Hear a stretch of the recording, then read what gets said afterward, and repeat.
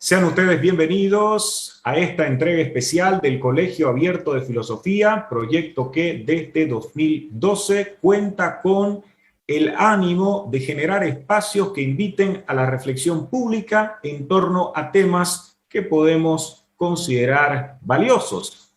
En esta ocasión, tal como lo habíamos anunciado, contamos con la grata y siempre provechosa, lo advertiremos con seguridad, compañía desde España del profesor Antonio Escotado, una de las mentes más esclarecidas de nuestros tiempos. Tiene obras diversas que serán objeto de nuestra consideración. Durante los siguientes minutos habrá pues la posibilidad de plantear preguntas acerca de su vida y enorme, valiosa producción. Ante todo, muchas gracias, maestro, por haber aceptado esta invitación para formar parte de este Colegio Abierto de Filosofía, hoy, en este viernes que invita a una reflexión que, como siempre, está garantizado su efecto gracias a sus intervenciones. Bueno, pero no vuelvas a decirlo, me pondré colorado. Lo que tenemos pensado hacer los siguientes minutos es, como ha pasado en algunas ocasiones, plantear preguntas. Tengo a gente que me acompaña aquí. Invito igualmente a las personas que están acompañándonos en la transmisión en vivo que puedan dejar sus comentarios e interrogantes. Sin más que añadir, hay que aprovechar cada minuto con el profesor Escotado. Así que parto con una pregunta. En el prólogo del libro Discusión, aquí tengo mi ejemplar, Borges escribe: vida y muerte han faltado a mi vida. De esa indigencia mi laborioso amor por estas minucias. Y yo lo recuerdo, profesor Escotado, porque si uno revisa su vida, claramente no estaría de acuerdo con la síntesis que hace Borges, porque a usted sí que no le ha faltado vida. Usted ha tenido vida en distintas manifestaciones, está hasta como creador de una de las discotecas más importantes del mundo, Amnesia. También ha tenido una vida que incluso lo llevó a la cárcel, al margen de lo relativo al mundo de las letras y de la filosofía. La pregunta entonces tiene que ver con el valor que usted concede al placer en su vida. ¿Cuál ha sido ese papel que le encomienda al placer Antonio Escotado y cómo sirve para entender además sus ya más de 80 años que usted tiene? Mira, si hay una sola cosa en la que no estoy de acuerdo con Borges, es aquella frase tan espectacular que dice: el universo, mi biblioteca. Yo creo que el sabio que nos conviene, por lo menos el que me conviene a mí y el que conviene a las sociedades civiles, no es un individuo libresco, es un hombre que no pierde tiempo, que cumple la esencia humana, que es la de aprender, y que la cumple con alegría, minuto a minuto, demostrando que eso, precisamente eso, es lo que le va a permitir vivir y morir tranquilo, que es la esencia de la vida buena, a mi entender.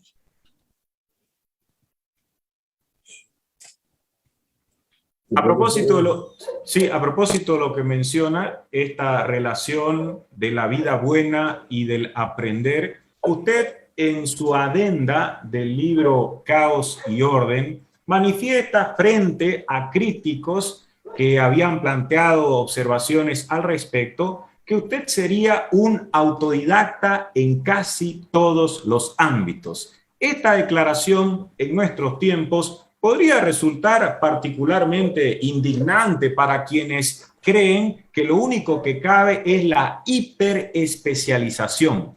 En consecuencia, quisiera también que usted nos hablase brevemente, como se está haciendo, acerca de la importancia de su formación por cuenta propia, más allá de todo lo que usted haya podido adquirir sin duda en la universidad, y cómo esto resulta también significativo para entender su pensamiento.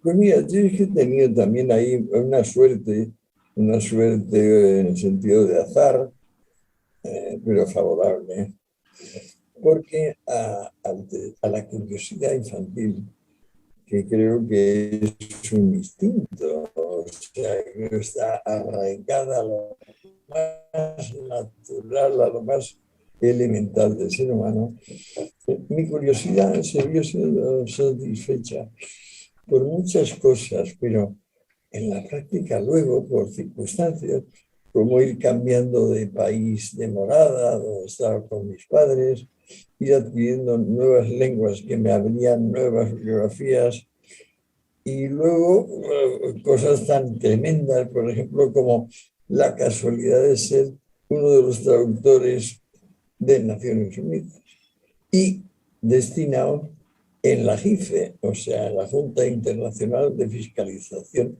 de Estupefacientes, justamente cuando estaba terminando o mediado la investigación sobre historia general de las drogas. También, por ejemplo, cuando nadie tenía buenos libros sobre drogas, había dos personas en el mundo, el psiquiatra, sociólogo Thomas Szasz, o sea, ESZ, y termina en SZ, húngaro nacionalizado norteamericano, un gran talento de las ciencias sociales, pues tuvo a bien ser amigo mío y abrirme su biblioteca sobre drogas. Igual pasó con Albert Hoffman, el descubridor de la LSD. De modo que, por ejemplo, para ese campo de conocimiento en particular, mi curiosidad, pues, pudo encontrar materiales que otros, pues, probablemente no lo habrían encontrado, hubieran tardado mucho más. Y eso que ahora con el algoritmo de Google es muy fácil. Si se le pregunte correctamente, te va a contestar correctamente. Que esa pasión que yo tenía de niño por la curiosidad nunca fue indiscreción. Siempre estuvo rodeada por circunstancias que le permitían profundizar más y más. Por ejemplo, dio la casualidad que terminé mi tratado de realidad y sustancia, que era completamente, o es, completamente intemporal y fuera de tiempo y absurdo, porque ¿quién coño escribe tratados de ontología a finales del siglo XX? Y sin embargo se estaba produciendo el cambio de paradigma que vino con Prigogine y con Mandelbrot, que es lo que se llama ciencia del caos, teoría del caos, teoría de la complejidad. Y también, qué casualidad, estaba yo ahí cerca de estos personajes, con nombres y apellidos en algunos casos. O sea que en este sentido he sido privilegiado, porque a la pasión por saber y a la certeza de que esa pasión minuto a minuto ejercida te permitía tener una vida libre y encima novias muy guapas y encima ganarte la vida correctamente y encima ser independiente. Bueno, es una circunstancia, una más, para que pueda decir que me siento al término de una vida cumplida. Pero cumplida en el sentido, digamos, más prosaico de la palabra. O sea, yo buscaba saber y acabé sabiendo. Muchas gracias, Marcelo. Gracias, don Antonio. Yo he leído con mucho placer el último libro, entiendo, de sus conversaciones con Ricardo Colmenero, que se llama Los penúltimos días de Escotado, ¿no? Realmente es un libro maravilloso por la informalidad y la profundidad que trata.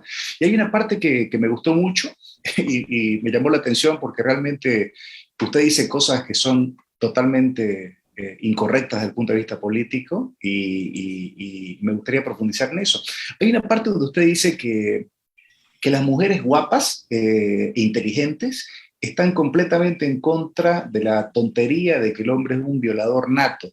Y eso a mí lo que yo entiendo es que usted expresa que la mujer bonita sabe que hoy día el estatus general de la mujer es mejor que en el pasado. Y usted asevera que todos estos movimientos indignados de Me Too, de feminismo o lesbofeminismo, como usted dice, tienen detrás a mujeres feas. Entonces, y que además los medios replican esto que es una minoría. Pero, y lo hacen parecer. Perdona si te interrumpo un momento. Feo es un estado de ánimo, igual que guapo. En Ibiza nos llamábamos guapos porque nuestro estado de ánimo era el de no ser sectarios, el de no tener dogmas, el de no tener jefes. Y entonces es otro el rostro y el cuerpo que se te queda cuando te comprometes con la libertad o cuando no. O sea, nosotros fuimos en Ibiza anormalmente guapos y por eso un foco magnético de atención del mundo entero, y también en manifestaciones exteriores como Woodstock o Monterrey o White, ¿no? Porque teníamos el ánimo textualmente de haz el amor, no la guerra. Y en aquel momento, en plena Guerra Fría, era lo único que se podía decir corto y contundente. De modo que, no sé, me queda la sensación de haber pertenecido a una generación, los baby boomers que lo llaman, muy favorecida por las circunstancias históricas, porque luego por el otro lado estaba toda esta tontería peligrosísima de que la propiedad es un robo y el comercio es su instrumento, donde lo que no se dan cuenta es que la alternativa al comercio es guerrear, o sea, es pegarse unos con otros, robar. O sea, no hay otra forma de mantener el suministro de bienes y servicios que o bien el derecho de obligaciones y contratos, o bien yo soy el más fuerte. Y te lo voy a demostrar con mis tropas. Sí, te había interrumpido. Termina, por favor. No, bueno, buena la aclaración. Entonces, este estado de fealdad y de trauma es más un estado anímico, emocional, espiritual que algo físico, ¿no? Perfecto, ¿no? Buenísimo. Claro, nada, cero físico. No, perfecto, me queda clarísimo. Entonces yo quería hacerle entonces cambiar la pregunta para hablarle algo sobre los chinos. También dice algo muy interesante usted donde señala que esta ciudad china de Shenzhen, donde se hace el 50% de los teléfonos celulares, nada menos, pasó de un per cápita de $1 a 25.000, ¿no? Realmente es una cosa espectacular, fruto de la China moderna de Deng Xiaoping. Ahora, usted dice una frase que para mí es luminosa, donde dice los chinos son los acreedores del mundo. Y a mí me preocupa el modelo chino como un modelo híbrido, autoritario y capitalista al mismo tiempo. ¿Usted cree que el futuro de la humanidad va a tender a que este tipo de modelos se impongan? Pues miren, lo que pasa es que creo que lo que no tenemos derecho es a juzgar nosotros como si fuera un defecto de los chinos el que sean más o menos demócratas. Yo saqué como conclusión genérica del Tao Te Ching justo lo contrario de lo que encontraba en Heráclito por la misma época, porque viene a coincidir cronológicamente Lao Tse y Heráclito. Entonces, igual que en Heráclito dice, despierta, estáis dormidos. El consejo del Tao es más bien, príncipe, deja al pueblo donde está. No te pongas a ilustrarle, va a ser peor.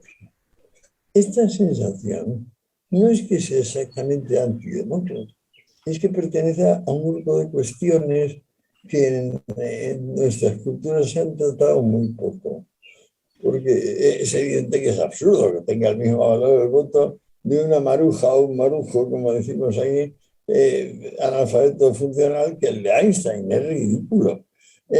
Pero por otra parte, es el mal menor.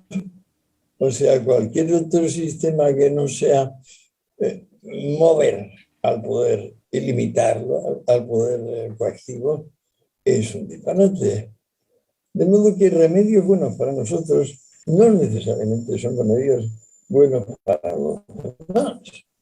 Y entonces a mí lo que me está sorprendiendo de China es que está sacando adelante un incontenible proceso de desarrollo, de creación de clase media, finalmente, y con un ritmo y unos plazos jamás imitados siquiera, ni por Inglaterra en el 18, ni por los Estados Unidos en el 19, 20.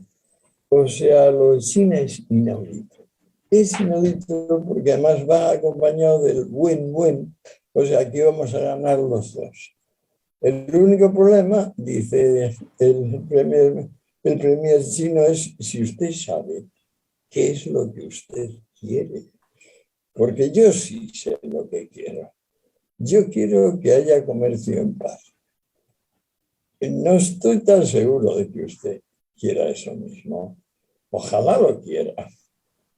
Pero en todo caso, hacerse el acreedor en vez de sumarse a los deudores, como sucede, por ejemplo, clarísimamente en Argentina, desde el tiempo de Perón, pues bueno, ahí está la diferencia. Por ejemplo, cuando creas un sistema político donde empiezas diciendo, ya está bien de que la economía gobierne al hombre, ahora será el hombre quien gobierne la economía. ¿Cuál es la consecuencia de esto? Para empezar, que tienes una moneda que se derrumba estrepitosamente, que nadie la acepta. Y entonces comienza un proceso de acelerado cambio social y político que termina en curvas demográficas desfallecientes. ¿Cuándo no? En curvas demográficas que durante un breve tiempo van hacia arriba, pero como cuando los árboles se enferman y entonces sacan más semillas de lo adecuado, como manifestación de esa enfermedad que tienen de ese ir a morir. Y entonces si hacían 3 semillas, ahora pasan a hacer 30, pero un breve periodo, porque ya no da para más. Eso le ha pasado a la humanidad en 2 o 3 fases. Muy concretamente, durante la larga Edad Media, esta contracción demográfica. Y ahora, bueno, creo que la gran noticia es que en China, y en Japón, y en Formosa, y en Singapur, los valores occidentales, la esencia de Occidente, la laboriosidad inventiva armonizada con la libertad, con el culto a la libertad, pues se ha desplazado geográficamente. Siempre estuvo en Europa y en Estados Unidos. No, señor, ahora está en Extremo Oriente. Vamos a ver qué pasa, claro. Porque es que, para empezar, necesitamos saber la reacción de los islámicos, la reacción de los afroamericanos, la reacción general de los latinos. Lo que está claro es que estos últimos pueblos que he mencionado no son laboriosos. Yo me considero laborioso, ustedes no sé. A mí me parece que solo el laborioso tiene futuro. Gracias, Muchas profesor. gracias. Ana Carola. ¿Cómo? Esto último que dijo sobre los laboriosos tienen futuro, me hace pensar muchísimo en el contexto en el cual está Bolivia, donde básicamente cada vez se vuelve más claro que hay 2 realidades, una laboriosa y otra que está no solamente anclada en el pasado, pero indispuesta a, o sea, viviendo bajo una leyenda negra, ¿no? Y creando un tipo de sociedad donde la otra, pues, por supuesto, no está para nada representada ni existe espacio. Entonces, ¿qué consejo, o sea, qué podría usted decir al respecto cuando existen muchos países ahora en América Latina que están viviendo un proceso similar como el nuestro? Especialmente ¿qué alternativas tenemos los laboriosos, si se quiere? ¿Qué alternativas tenemos los laboriosos cuando no la tenemos necesariamente fácil? Porque hay una agenda que no es nuestra y que tampoco no está muy políticamente inclinada a favorecer digamos, esta visión, ¿no? Esta forma de vida. La alternativa nuestra es mostrar nuestros valores y no hay ninguna dificultad en hacer ver que son patochadas, ridiculeces, apelaciones a la irrealidad y a la fantasía. Todo esto de que existe algo parecido a una ultra extrema derecha. Esto, por fortuna, se acabó al terminar la Segunda Guerra Mundial. La tragedia, al terminar la Primera, fue que quedaba un periodo indeterminado terrible de entreguerras, donde se produjeron obras enormes de literatura y de arte, porque el ser humano estaba en una encrucijada, mujer, y no había salida. No la había. Todo el mundo se levantaba de la mesa en familia después de cenar con hambre, con rabia, con insomnio, porque no había futuro. Las monedas se habían reventado y las personas de buena voluntad, yo me incluyo, y pensábamos que el mundo mejoraría compartiendo. No nos dimos cuenta de que era un terrible error, que por una parte excluía a todos los demás del proceso de iniciativa, de la creación de posibilidades, de la solución de problemas. Es como si de repente, pues eso, pensamos que Maduro o el señor que también en Bolivia tiene una mente suficiente como para llevar bien el mercado del algodón, el del azúcar, el de los astilleros, etcétera, etcétera. No se toma en consideración lo prosaico, lo práctico, lo inmediato. Y esto es absolutamente preciso. O sea, es imposible acertar si no se confiere a los seres humanos en la esfera económica una autonomía, un margen de autonomía prácticamente total. No contar con ellos es no contar con el 99% de nuestras neuronas. O sea, pensar que Castro y su hermano, Fidel, digo, van a solucionar o con ayuda de Guevara mejor la balanza de pagos cubana, o que lo va a hacer el general Perón o sus equivalentes, es simplemente no pensar. Digo, no, tú estás mal de la cabeza. O sea, ¿qué es esto? La oferta y la demanda que odias tanto. Pues es simplemente una manera de saber cuántos elementos de esta y aquella cosa hay en tal o cual lugar. Lo otro, lo de yo diré cuáles son los precios de las cosas y qué hay que importar y qué hay que exportar. Es un yo mando, pero es que mandar sobre qué, si no sabe nada. Aquí vuelve a ser capital el entendimiento humano. Y el entendimiento humano está repartido entre sus individuos. O sea, cualquier otra cosa es un peligro, pero no, peligro de derrame cerebral masivo, que es lo que sucede, por ejemplo, en Nicaragua o actualmente en Caracas. Y todavía no se han dado cuenta. Bueno, por eso hemos perdido en España 2 elecciones con Sánchez, porque se vota contra. Hay que votar, y concretamente en España hay que votar a favor de Vox, pero forzando la mano de manera que Vox se defina como lo que es. Y entonces no tiene más que dos opciones. O somos los conservadores, pero sin la hipocresía del PP, del Partido Popular, o intentamos una vez más hacer una fusión de los ideales liberales con los principios socialistas, socialdemócratas. Dentro de un momento, no voy a permitir que esto termine sin mencionarlo, os voy a recordar de dónde viene la estupidez de hablar de extrema ultra derecha. Pero ahora me gustaría oír a más personas, profesor, yo que estoy hablando todo el rato y me quedo con las ganas de escucharos. Señores, atacad, por favor. Bien, excelente.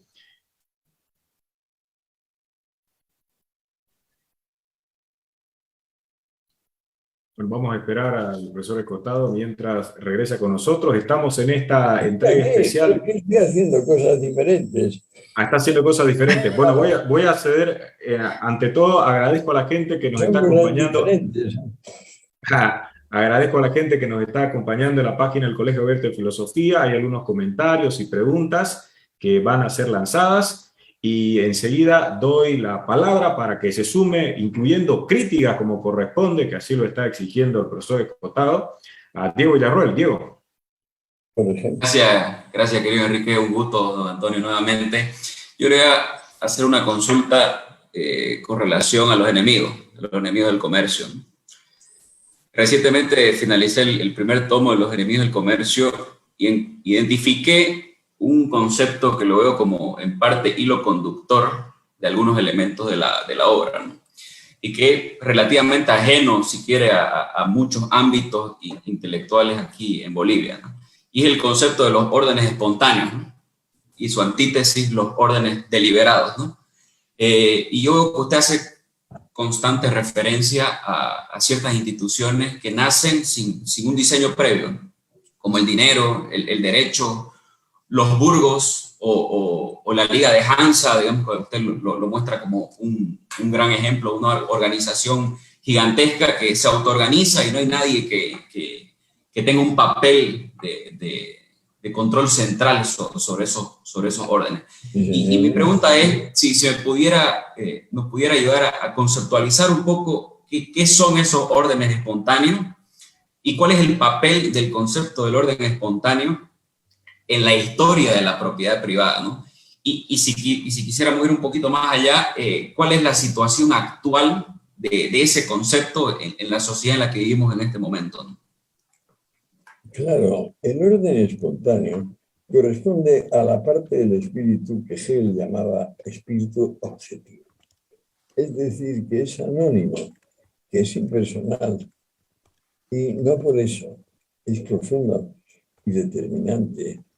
Yo terminaba la única exposición que he hecho para cátedras mencionando a Menger, que a su vez decía, señores, ¿no les sorprende que las cosas que realmente son más básicas para nosotros no las ha decidido nadie?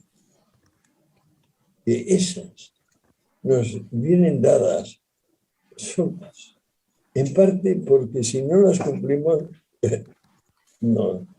nos encontramos con catástrofes sociales e individuales, y en parte porque luego la experiencia nos va convenciendo de que eso es lo sensato, pues la humildad, el no estimarse más de lo justo, que es una de las constantes de estos miserables mesías autonombrados que la humanidad ha ido apareciendo sin parar desde hace tanto tiempo.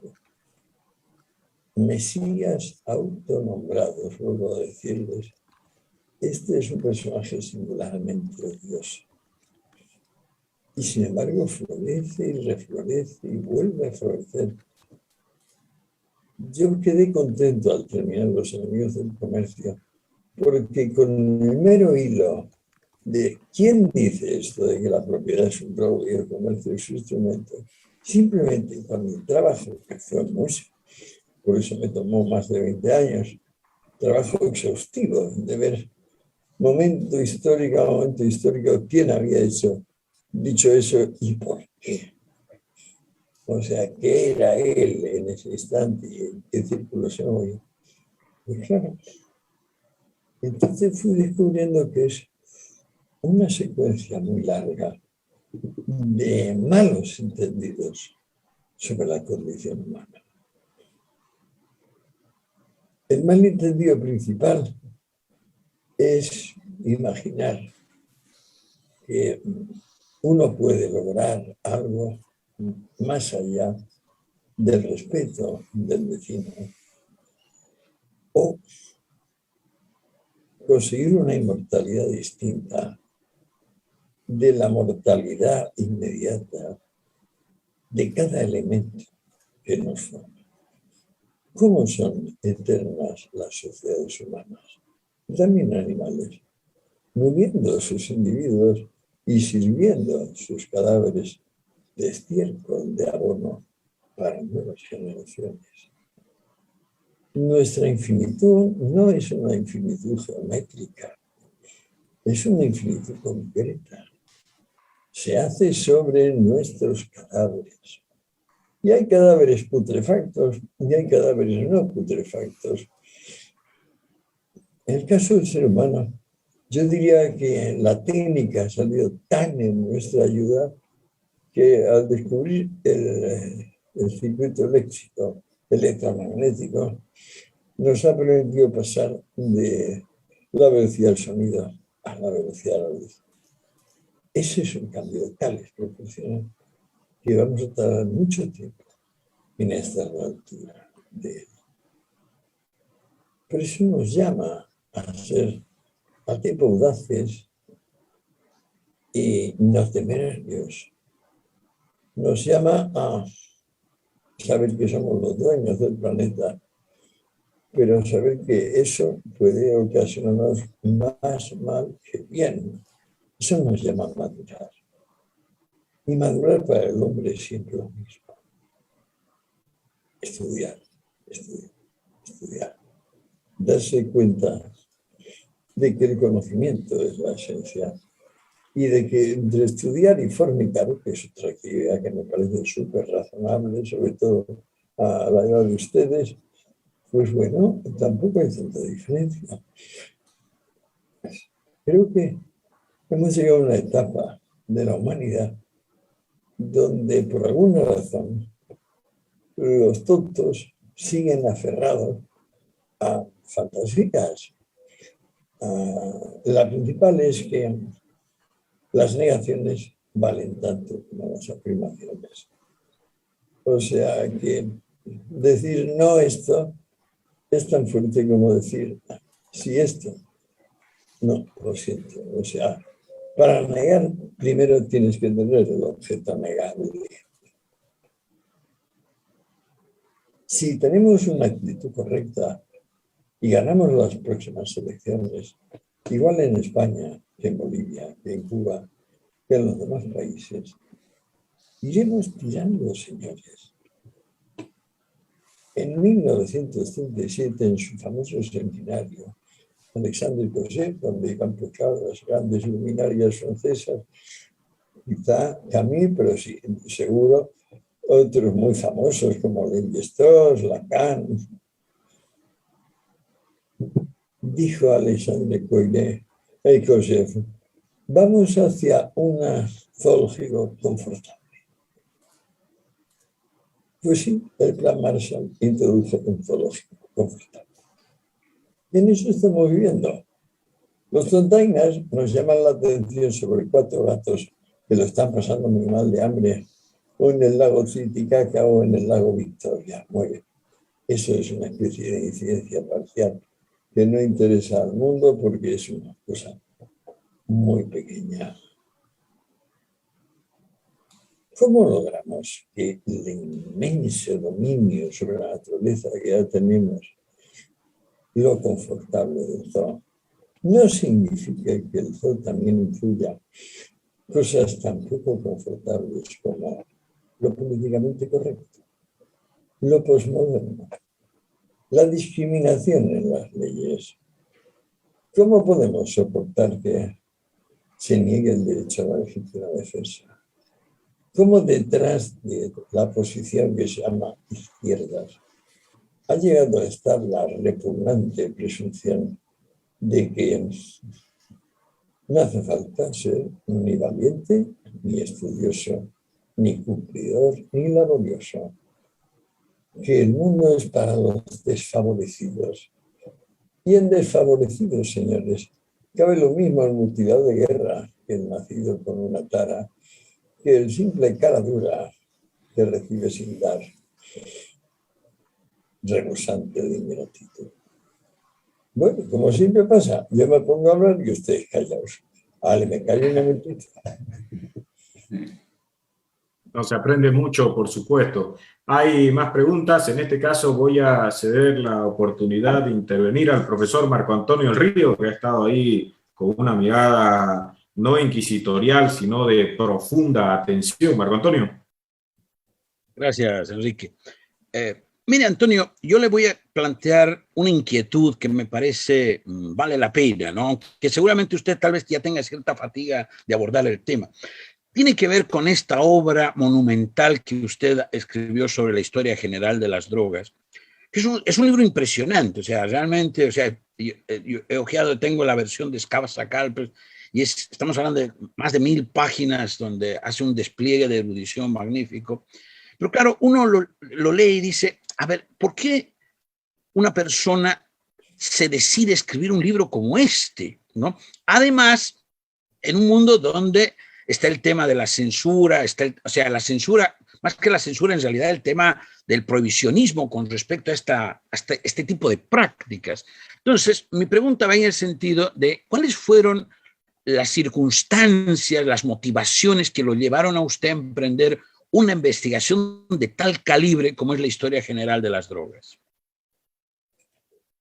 Me encontré con que me había dejado engañar por un buen amigo, que luego resultó ser un tonto, por la mala fe de unos gángsters y unos policías, y que a los 43 años, casado con una buena mujer, pero incapaz de ganarse la vida, ya tenía 2 hijos o 3, que dependían vitalmente de mí. Y yo acababa de aportarme del cuerpo social, permitiendo que los periódicos pusiesen en primera plana: el catedrático de ética es un traficante de droga dura. Es culpa mía. Si yo voy a estar un poco avisado, eso no pasa.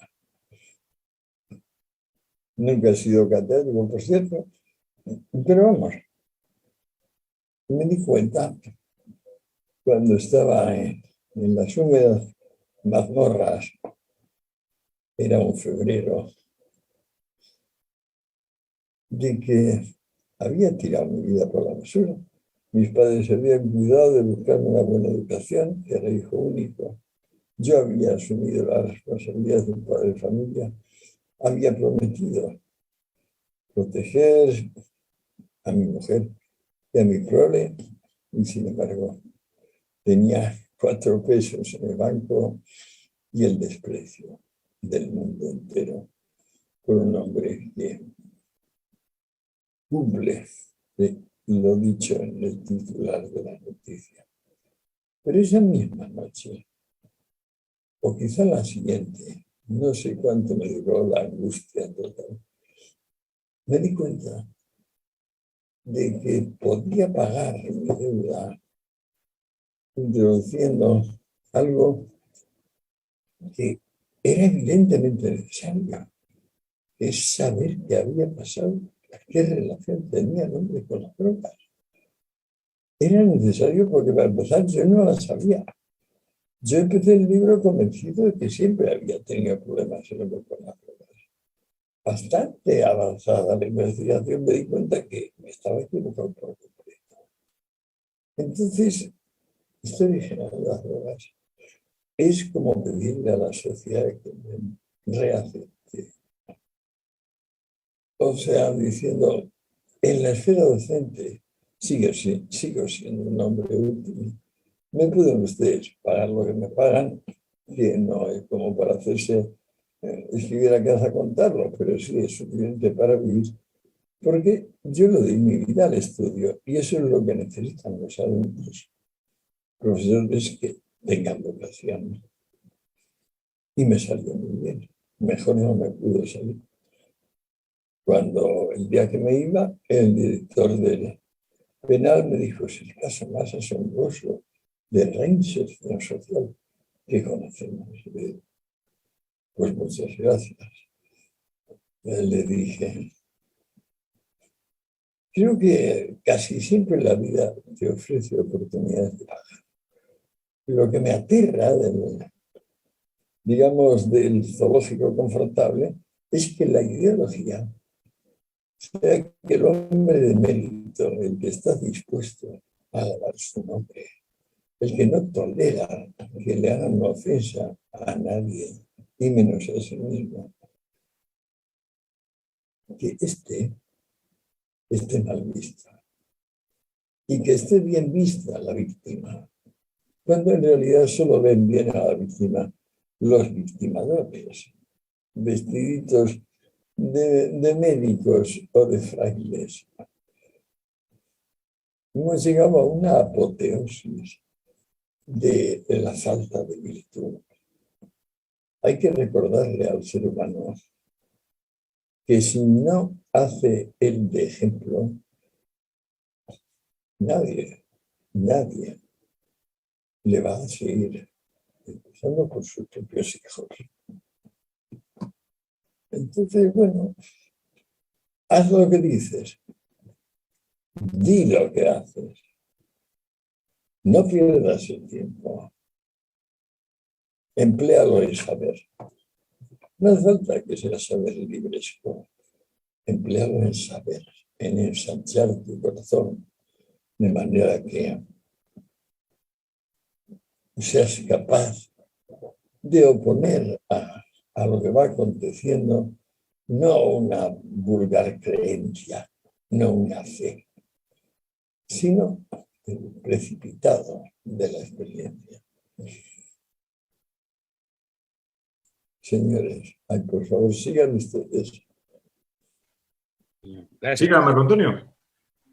Bueno, voy a aprovechar que Enrique me vuelve a ceder la palabra para plantearle una pregunta un poco diferente, ¿no? Que tiene que ver con su textito, su libro de Rameras y Esposas. Y ahí usted se ocupa de la familia sagrada, de la Sagrada Familia. Ahora, cuando uno lee ese texto, lo primero que uno se sorprende es la referencia a los evangelios apócrifos, ¿no?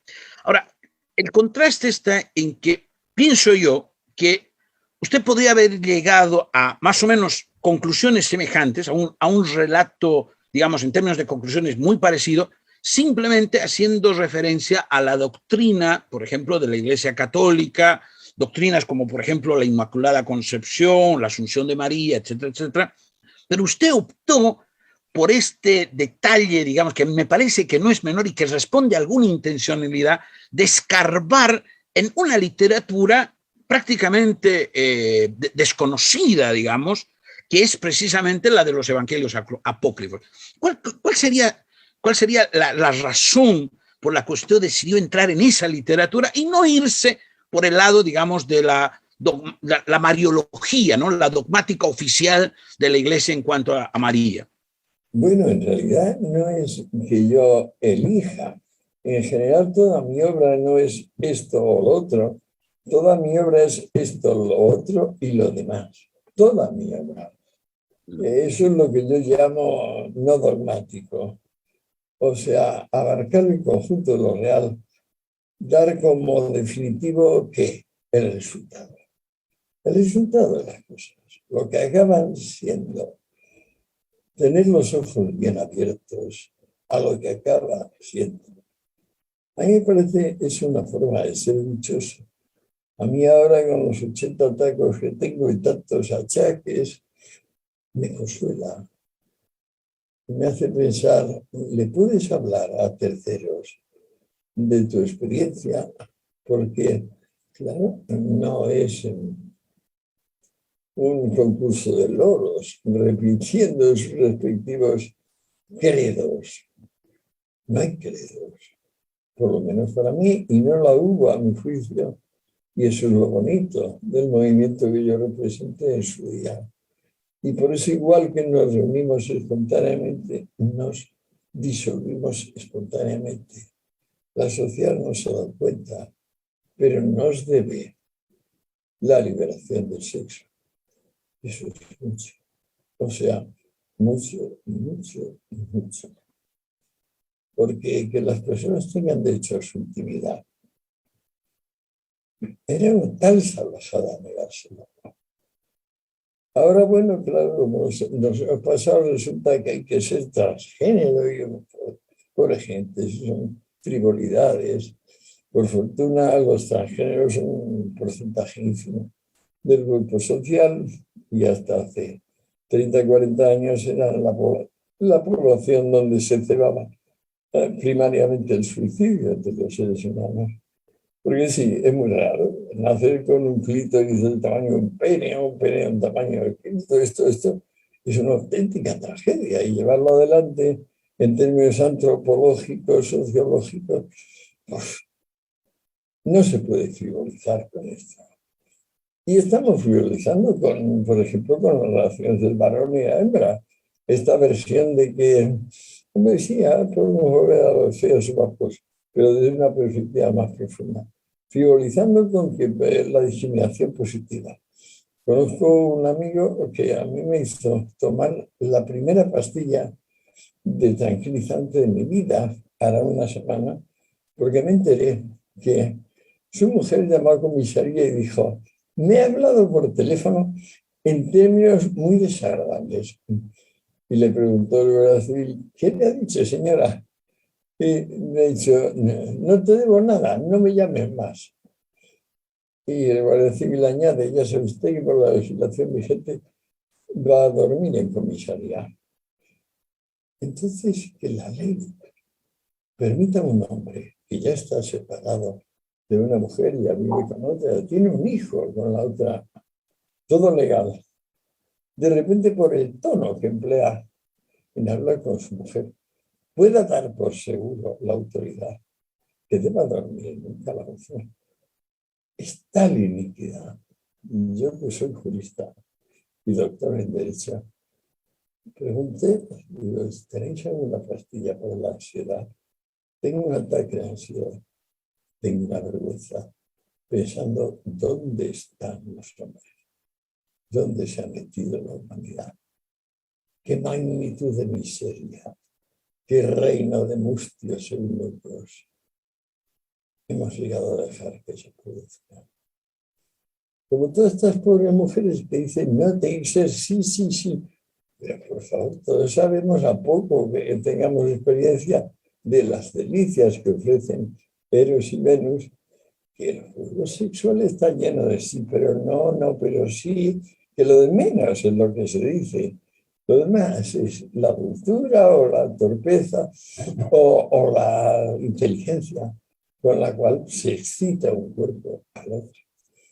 Entonces, que vengan ministras como las españolas a legislar sobre cuál es el margen verbal de las relaciones, que vengan a darnos lecciones de moral, analfabetos como los que hoy forman parte del gobierno español. Es terrible. Yo me harto de decir en todas las redes: por favor, hablemos de lo que ustedes quieran. Una sola condición, yo lo dejaré. No hay moderador, no, hay un solo moderador. El tema es el que ustedes quieran, decir lo que quieran. Les voy a coger y los voy a triturar. ¿Por qué? Porque ustedes hablan por hablar. Y claro, si permiten que el otro no hable o se van de allí y ya no se les exige coherencia, pues se sale con la suya. Y tanto el vulgo, es decir, las malucas y los malucos, como los jovencitos que no saben bien qué querer, pues votan en las elecciones. Y ya por 2 veces hemos tenido el tándem Iglesias Sánchez. Qué cosa más increíble, señores. Ustedes tienen con el Evo Morales algo parecido, pero no se han dado cuenta de que la condición humana es enorme, es grande, mientras tenga la libertad y la valentía como banderas, y que en el momento en que deje de tener esas banderas es una cagarruta. Díganme ustedes, son 4, estoy viendo, ¿no? 5. ¿Qué ha pasado con nuestra encantadora jovencita?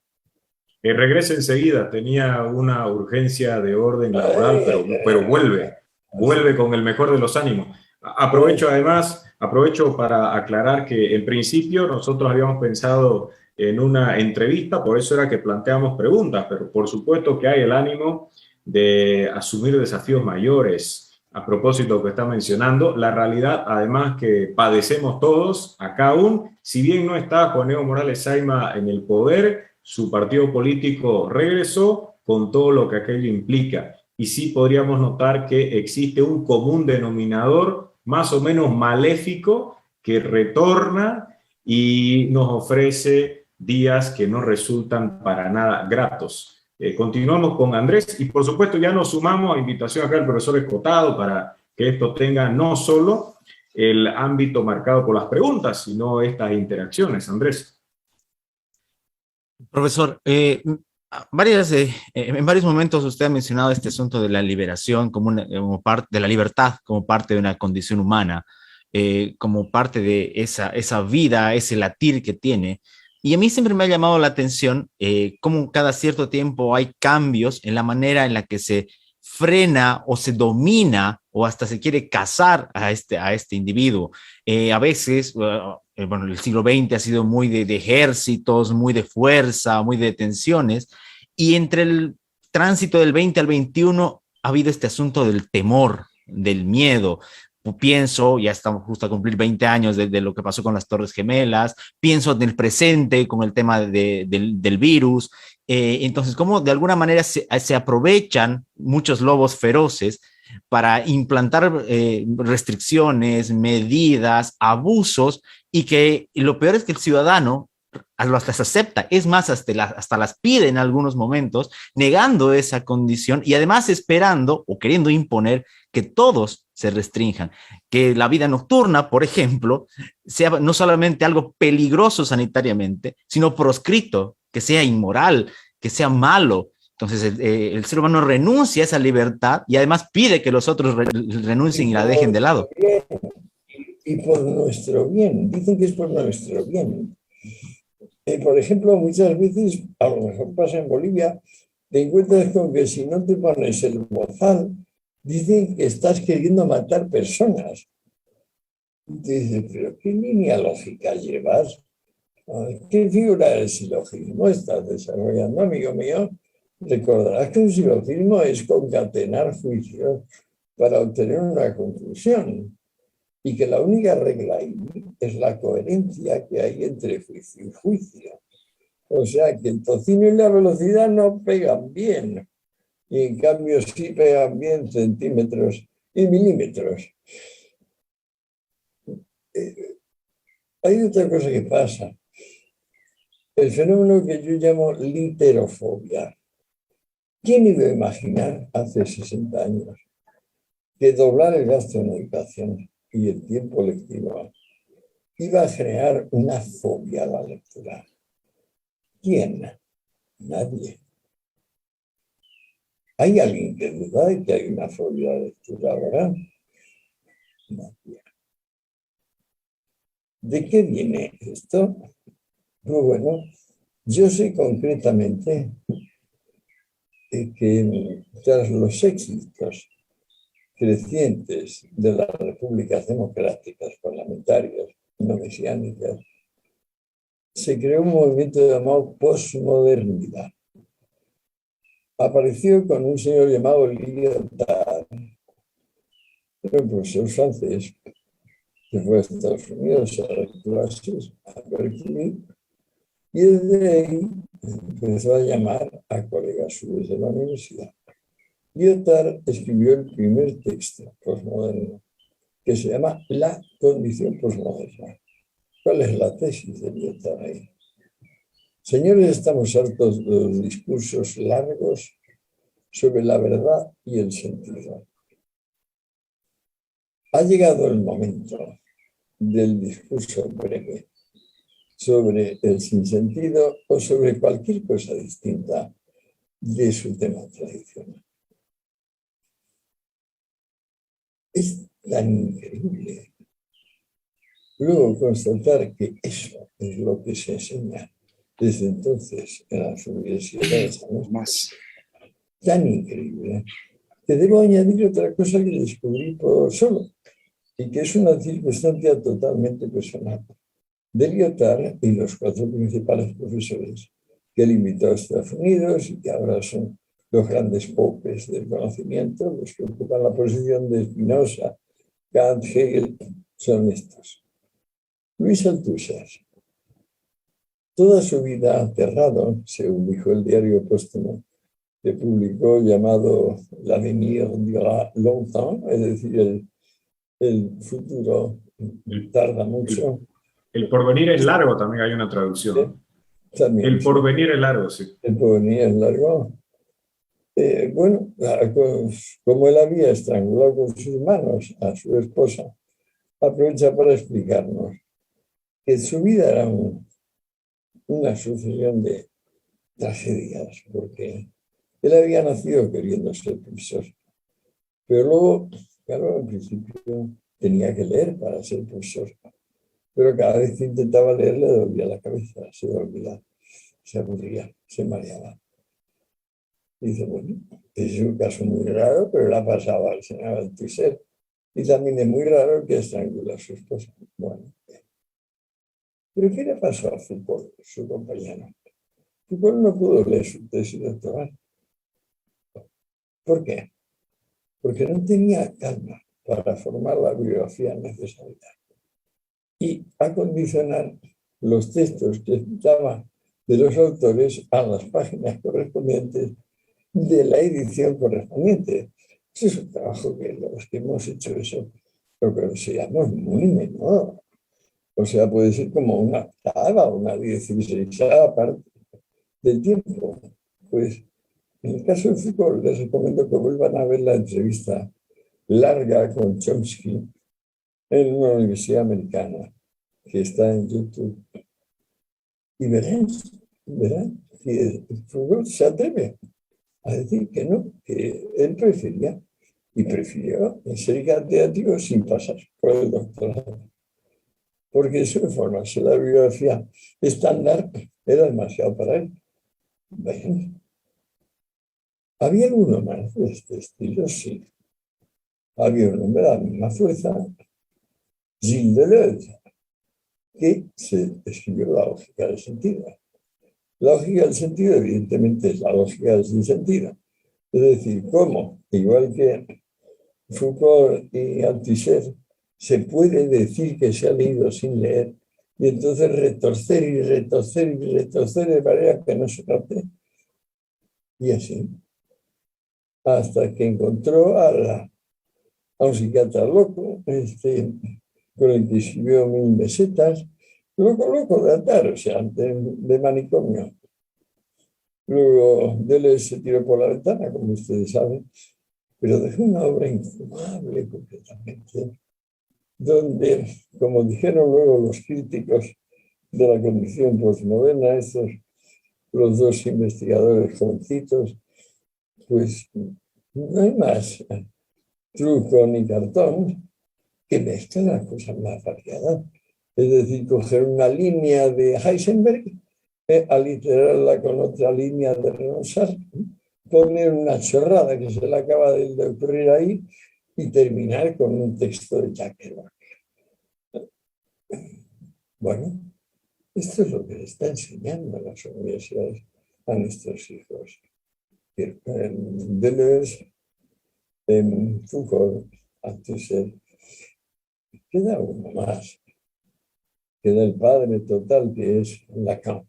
Pero Lacan tiene algún pensamiento, de modo que no es cuestión de entrar en Lacan. El caso es que si se ponen ustedes a mirar, estos 4 apoyaron en la gran ola terrorista que comenzó en los años 70 con la frustración de que mayo del 68 no fuese lo que ellos esperaban, que es una reedición de la Revolución Francesa.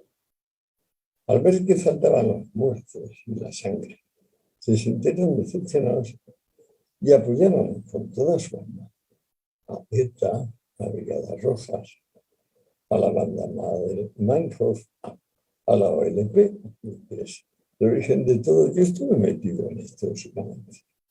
En América tuvo mucho más fuerza aún. Sendero Luminoso, Montoneros. ¿Qué es el posmodernismo? Marxismo contrariado. ¿Cómo demonios el marxismo contrariado se convirtió en corrección política? Muy sencillo, lo estamos viendo con esta y aquella ley. La más clara de todas, las de ley integral sobre violencia de género. Que hay muchas más. Y la creación de delitos insólitos. Por ejemplo, hay delito de islamofobia, pero no hay delito de cristianofobia. ¿Y esto? Bueno, ustedes verán, yo tengo la ventaja de que al ir pudiendo establecer el hilo que me lleva de la Segunda Guerra Mundial al día de hoy, hay una parte que dice, sí, digamos, encabezada por Camus y por Junger, y yo intento ser humildemente uno de los acólitos de esa parte, y hay otra parte que, contrariada, furiosa, por no haber conseguido que la propiedad privada y el comercio sean desterrados, sigue pataleando. Lo mismo en Corea que en Guinea-Bissau. Unos pocos países, desde luego, pero suficientes para dar el coñazo, sobre todo si el arsenal nuclear está tan peligrosamente distribuido y lo tienen países como Pakistán, India, Corea del Norte.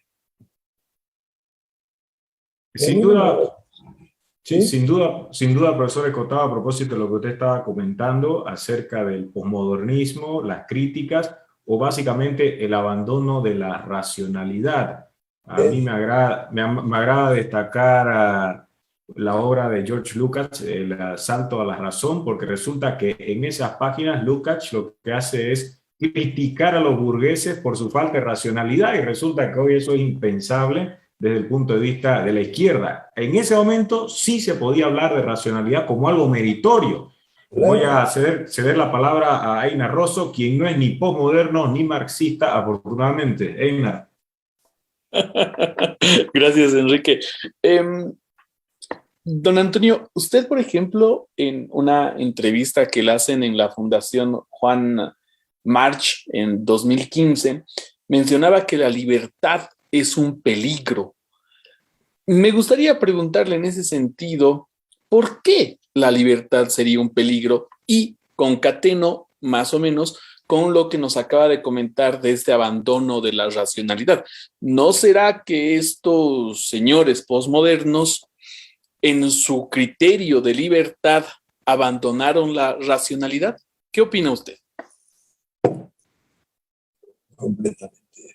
O sea, libertad y racionalidad es lo mismo en este caso. De modo que cuando dice estamos cansados de discursos largos sobre la justicia, la verdad y la realidad, pues están queriendo decir, odiamos esos últimos 500 años que tan nobles y tan ennoblecedores han sido. ¿Que por qué lo dicen? Pues bueno, ahí está la interpretación de cada cual. Yo creo que al historiador y al sociólogo, al científico social, le basta con señalar los fenómenos y decir de dónde está cada cual, o sea, cuál es el origen de cada cual. Y ya que el lector saque sus conclusiones y diga esto o lo otro. Yo añadir, por eso he hecho un discurso sin adverbios y sin adjetivos. Intento hacerlo porque los adjetivos le añaden la vehemencia personal a lo que vamos diciendo.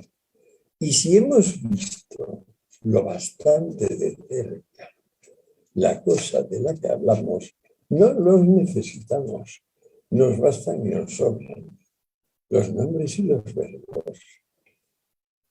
Como yo estudié tan a fondo la vida de Lenin, puedo decir casi minuto tras minuto ¿Cómo fue él descubriendo que lo que necesitaba el hombre nuevo, lo que necesitaba el marxismo, eran personas como las que a su vez demandaba Platón? Personas que en ningún momento dejan de mirar hacia el amo, diciendo, ¿qué mandas, amo? ¿Qué manda?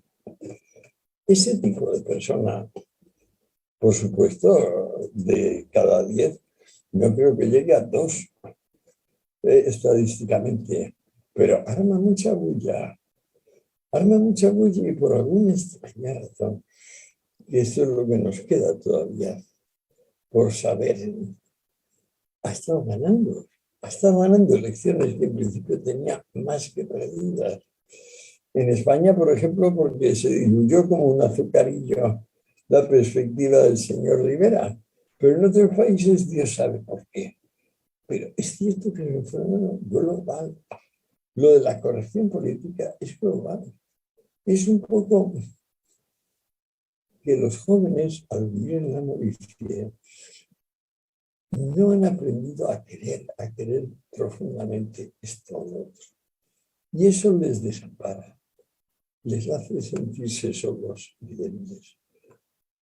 También es cierto que los marujos y marujas, que son gente como yo, un poco más jóvenes, cuando son analfabetos y ven siempre la misma cadena de televisión, no se dan cuenta del regalo que es Internet y de cómo podrían disfrutar enormemente viendo, por ejemplo, documentales en la tele. Simplemente cuantísimo más disfrutarían.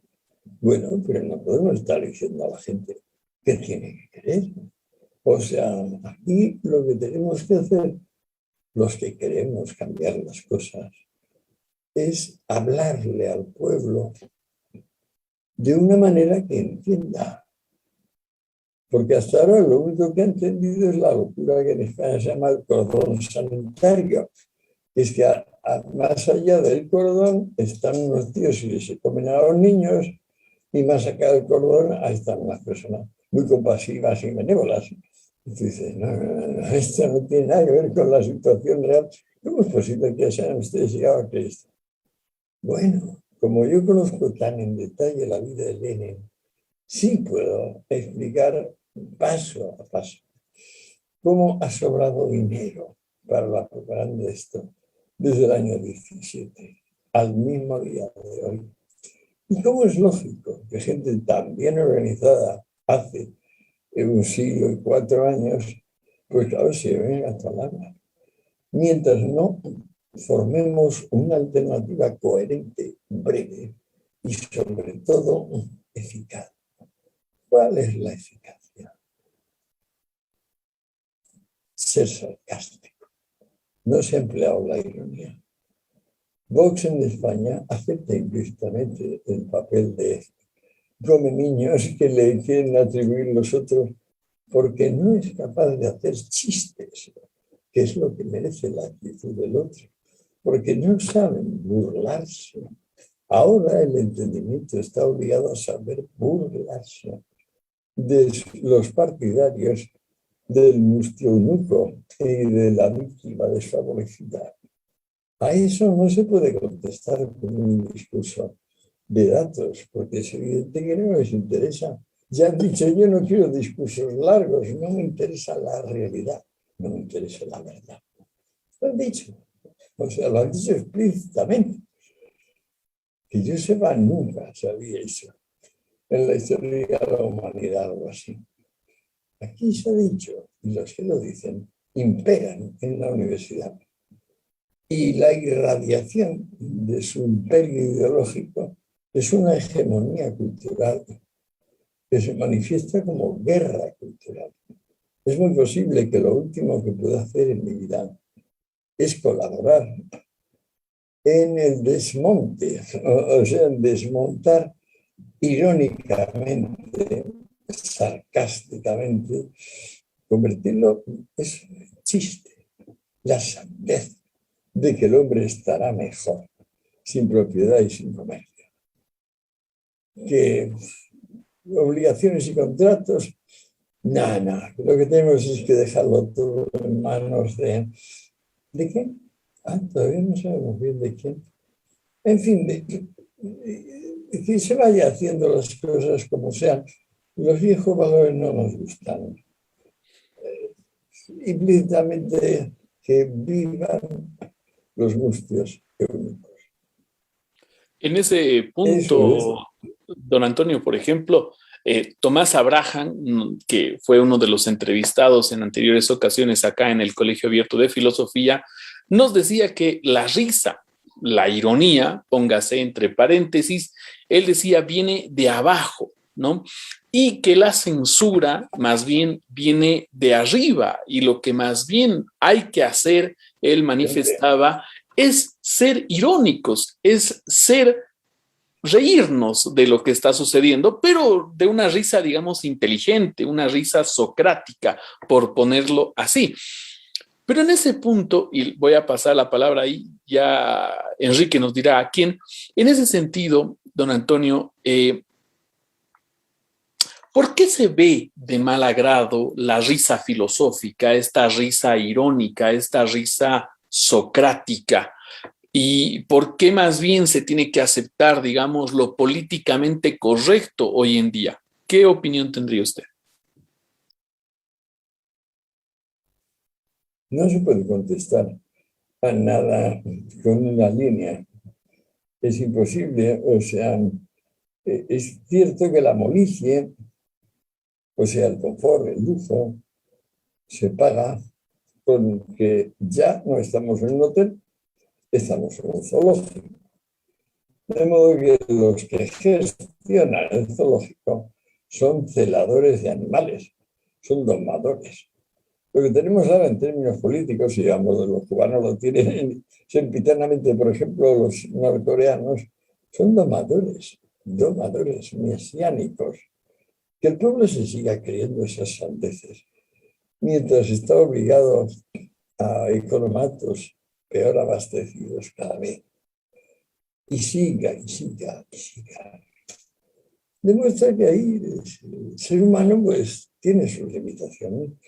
Como al espíritu objetivo esto más o menos se la trae floja, como diría groseramente el castellano, pues bueno, persiste.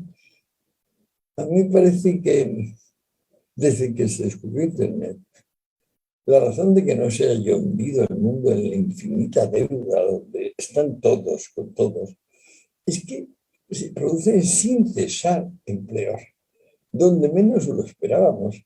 Y muchos más van a surgir de lo que no tenemos presente. Pero nos merecemos el desahogo.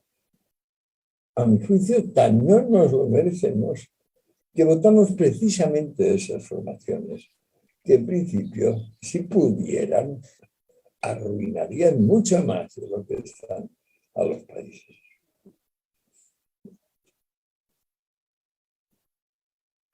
Seguimos con Marcelo. Gracias.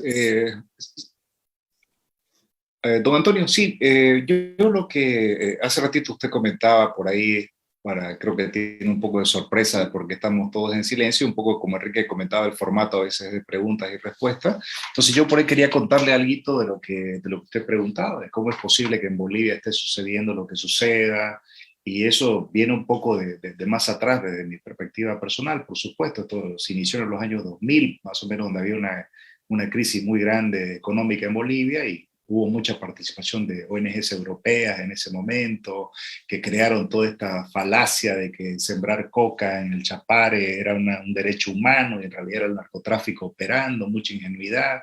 Y bueno, finalmente... Como Morales, ¿no? Morales, sí, ese fue... el sindicato de cocaleros, si no me equivoco. Sí, y muy fuerte, ¿no? Entonces, en su momento eso tenía mucho influjo de corrientes europeas de pensamiento. Tuvieron por acá también Pablo Iglesias, Monedero, dando vueltas. Entonces, y después ya pasó lo que pasó, donde hay casi una franquicia cubana operando, digamos, y el apoyo de China, de Rusia. Entonces, y desgraciadamente hace poco hubieron elecciones, y sí, hay una parte de la población boliviana mayoritariamente andina, que tiene una tradición de ese totalitarismo incaico que era colectivista, entonces que de alguna manera se siente identificado más con un líder autoritario que con la democracia. Y por supuesto otra parte que es de todo Bolivia, que no es una parte específica, que usted lo dice en algunos de los libros, ¿no? Son gente que busca seguridad en tiempos donde hay mucho miedo y tienen terror porque es como con el COVID, o sea, el miedo sí está ahí para defendernos del dolor. Si el miedo es irracional, no solo no nos defiende del dolor, sino que lo multiplica. Que el ser humano no lo sepa todavía, después de todo lo que ha pasado, pues es asombroso. Pero junto con la literofobia, acontece modernamente el fenómeno de que pues no interesa, como dice Lyotard, no me interesan los discursos sobre la justicia y la verdad. Y ante una persona que dice eso, ¿qué puede uno decir? Pues no tengo nada que hablar. Lo único que tengo que hacer es ganarte las elecciones. Es la única que tengo. Y también darse cuenta de que los chinos son muy especiales y nos están dando una lección imborrable al resto del planeta. De cómo han sacado de la miseria de 1.400 millones de personas, pues nada, les quedan, decía la película que estaba lloviendo hace unas horas, 3 millones de personas en pobreza extrema. 3 millones. Igual que Sensena pasaba de $1 a 25.000, pues pasamos de la miseria generalizada a que solo hay 3. Bien. Hay la esfera del conjunto de los pueblos y luego hay la subjetividad, cómo vamos interpretando las cosas. ¿Quién iba a decir que dolerse por el bien ajeno y alegrarse por su mal pudiera llegar a tener estas extensiones, pudiera llegar a consagrarse por las leyes? ¿Quién iba a decirnos que la envidia podría llegar a llamarse discriminación positiva y a ser aplicada, y que los poderes judiciales no se iban a insurgir y a decir no estoy dispuesto a aceptar leyes injustas? ¿Quién nos iba a decir que todos iban, que una mayoría de las personas elegidas para el gobierno iban a ser angustios o eunucos? ¿Quién nos lo iba a decir? Pero es que es el caso. Yo, por ejemplo, aquí las circunstancias me dejaron solo en un chalet porque cerraron todo. Y yo, en principio, tenía un restaurante al lado, pero el restaurante lo cerraron. Y entonces me encontré con que era un anciano de 80 años, medio impedido, completamente solo. Yo no conduzco por el Parkinson. De modo que me fui a la Guardia Civil a pedir un permiso de armas cortas. Y me dije, ¿para qué quieres permiso de armas cortas? Y dije, pues, evidentemente porque hay muchas personas que imaginarán que tengo dinero o cosas apetecibles y querrán cogerlas. Y entonces me dijo el Guardia Civil la realidad actual, la que se inferó desde Zapatero. Usted no tiene derecho a defenderse. Usted llama a comisaría cuando sea posible. Deje que violen a su mujer y a sus hijos y a sus hijas. Usted no se le ocurre pegar un tiro a una persona porque sería desproporcionado. A lo mejor los 2 negritos que han entrado en la casa o los 2 inmigrantes marroquíes no llevan más que armas blancas. Entonces usted dispara. Pues es una desproporción y el que va a la cárcel 10 años es usted.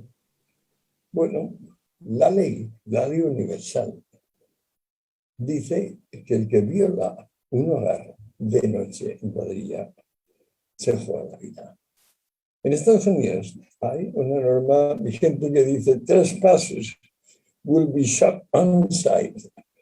O sea, el que se salte una valla lo hace por su cuenta y riesgo. Se le puede matar.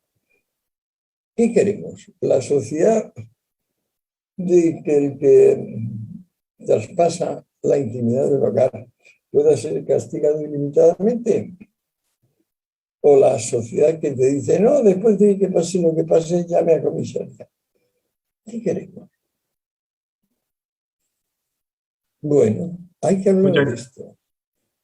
Y sin duda forma parte de lo que se estaba subrayando a partir del miedo, lo que uno ya consideraría no solamente tolerable, sino aceptable y deseable, ¿no? Se anhela que se esté restringiendo la libertad a cambio de días con más o menos cierta estabilidad. Diego Villarroel.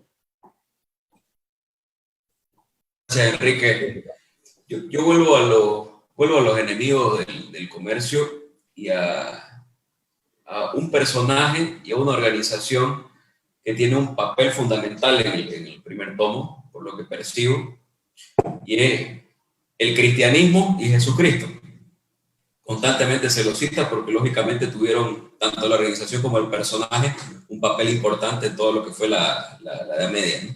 Entonces, yo le consulto, don Antonio, en términos más o menos resumidos, ¿cuál es el papel que tiene el cristianismo y Jesucristo en la historia moral de la propiedad privada? A priori yo concluyo que tendría dos etapas muy grandes.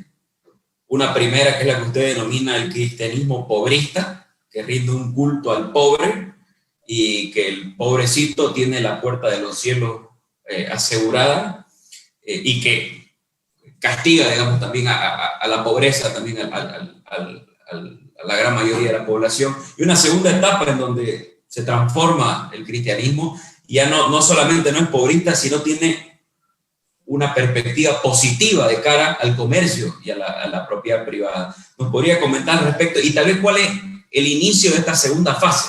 A mí me intuyo que puede ser la reforma, pero también hay momentos en donde es crítico con la reforma, ¿no? Entonces, en resumidas cuentas, ¿cuál es el papel de Jesucristo y el cristianismo en la historia moral de la propiedad? Bueno, en principio, en San Pablo, que es el gran armador, el gran editor del Nuevo Testamento, en San Pablo está muy claro que es una doctrina de resignación y de glorificación de la autoridad general. San Pablo llega a decir, las autoridades terrenales son las que Dios mandó. Es decir, no hay tiranos, no hay derecho al tiranicidio, a la insurrección, a la rebelión, no lo hay. Es muy bien, puede ser más reaccionaria esa ideología. Y sobre todo le dice al esclavo aquella cosa tan tremenda de, es esclavo, no te preocupes, así textual, no te preocupes. Eres el elegido de Dios, estás en primera fila para ir al cielo. Resígnate de corazón. O sea, no hagas las cosas por miedo, haz las cosas porque las sientes. Esto es una tremenda canallada que va a durar más de 1000 años. Pero el texto donde se puede decir que cambia radicalmente es en El paraíso perdido de Milton, diría yo. Y Milton es el gran espíritu del puritanismo en estado de nasciturus, en estado vigoroso. No es el puritanismo decadente, de los carcas que toman el whisky con agua bendita. No, Milton es poderoso y hace un cambio sustancial en la historia bíblica e introduce en su narración a un ángel que cuando son expulsados del paraíso Adán y Eva les dice, la serpiente tenía razón, os haréis como dioses comiendo el fruto del árbol prohibido. Tendréis que cargar con la aceptación del dolor y la muerte, pero así habrá esa mediación entre lo divino y lo humano, que es lo propiamente religioso, lo digno de ser luchado y tenido por bueno, justo y verdadero. De modo que no son solamente Calvino y Lutero quienes dicen que el dinero y el comercio no son la causa de los males humanos. No, antes lo había dicho la Escuela de Salamanca Española, que es el primer análisis serio de cómo funcionan las economías complejas. Antes lo había dicho. Pero la autoría de en qué momento cambia la actitud cristiana hacia el dinero, hacia el comercio, hacia la propiedad, casi que es más irrelevante a mi juicio que el hecho de que se va abandonando el absolutismo. El gran fantoche de la antigüedad es el absolutismo. Los japoneses, hace relativamente poco, hace 40 años o así, les pasaron un referéndum sobre las bombas atómicas y si, qué pensaban de lo que habían hecho los americanos. Y la respuesta mayoritaria fue 2 y 4 bombas valían la pena para quitarnos lo que no soportamos, el absolutismo, que era intemporal y eterno en Japón. Esa ideología absolutista es lo que hay detrás del marxismo también. Lo que pasa es que el marxismo le da como una pátina científica, atea, que no tiene el absolutismo en y por sí. Históricamente, los japoneses, como sabéis quizá, tienen más del 90% de aceptación del American Way of Life. Y lo que pasa es que en Japón los valores que en Estados Unidos valían en los 50, en los 60, en los 70, en los 80, en los 90, y que han dejado de valer recientemente, vale más que nunca ahora. Igual que en Singapur, igual que en Formosa, igual que en Corea del Sur. Compárense Corea del Sur y Corea del Norte. Como se podía comparar Alemania del Este con Alemania del Oeste. ¿Cómo es posible que alguien no tome en cuenta eso? Que se sigan diciendo estupideces. Yo, claro, como desde que me metió mi hijo en las redes, en YouTube, en Twitter y en Facebook, porque hay muchos comentarios de cada vez que salgo. Hay muchísimas personas convencidas de que el comunismo nunca se ha enseñado de verdad. ¿No te das cuenta? Que el comunismo no se ha enseñado de verdad. Los enemigos del comercio, si va a ese detalle, muestra como 72 países concretos se hicieron comunistas. ¿Y qué se siguió de ello? 72. Pues nada, ahí estamos, da igual. Entra por un oído y sale por el otro. No estamos peleando contra una teoría del mundo, estamos peleando contra los partidarios de la incoherencia, que de paso son gente que no sabe ganarse la vida y cualquier cosa que sea pillar. Les parece estupendo. No saben ser laboriosos. Muchas gracias, don Antonio, por darnos estas reflexiones en relación a todo lo que también usted ha producido, que ha sido diverso y de muchos campos. En ese sentido, don Antonio, ya estamos llegando a la hora acordada, incluso nos hemos sobrepasado del tiempo y me gustaría invitarle a que nos haga una última reflexión en el contexto actual en el que estamos, donde vivimos todavía en la pandemia. Algunos países están saliendo, usted lo ha vivido y nos ha relatado un poco de ello, y sobre todo con este boom que están haciendo de que el capitalismo se va a caer, la economía no va a florecer, entre muchas otras cosas que usted, gracias al Internet, también lo está escuchando. ¿Cuál sería, entonces, don Antonio, cuál sería su reflexión final para nosotros? Por favor. Bueno, que no acepten ustedes en ningún caso la dicotomía izquierda-derecha. Que recuerden en cada momento que la izquierda sí existe. La derecha desapareció con la Segunda Guerra Mundial. El fantoche que se enarbola como ultra extrema, eso es una fantasía que necesita el ultra extrema izquierda para hacer valer su disparate. Su disparate finalmente es que es mejor que violen a tu esposa, es mejor que prospere lo ilógico. Todo es mejor que impere una sociedad donde cada cual tenga aproximadamente lo que merece. El odio al mérito, el odio al esfuerzo, la amnesia respecto de todo lo que sea logro con sacrificio. Por ejemplo, la actitud de América ante Cortés, Hernán Cortés. Siempre he dicho que cuando las heridas no cierran, dan el mejor indicio de la calamitosa salud de ese cuerpo. Si nosotros tuviéramos la actitud que tienen en México, por ejemplo, ante Cortés, pensando en los germanos, en los romanos, en los helenos, pues estaríamos en el mismo nivel que ahora estos pobres helados Titicaca, diciendo lo que dicen, el lesbofeminismo chicano, por ejemplo.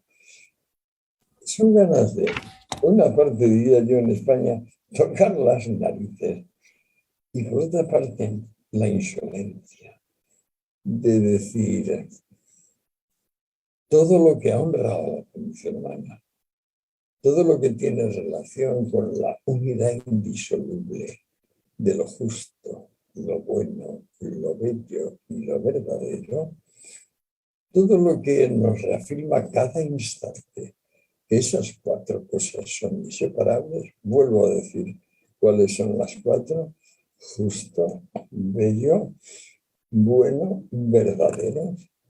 Siempre ha sido la misma. El primero que lo dijo fue Sócrates. Desde entonces, cada vez que reflexionamos sobre ello, a mí por lo menos me resulta convincente.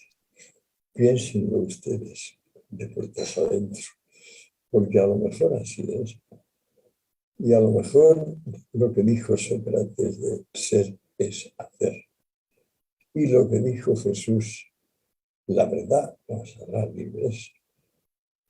Esas son los dos pilares morales de cualquier sociedad civilizada.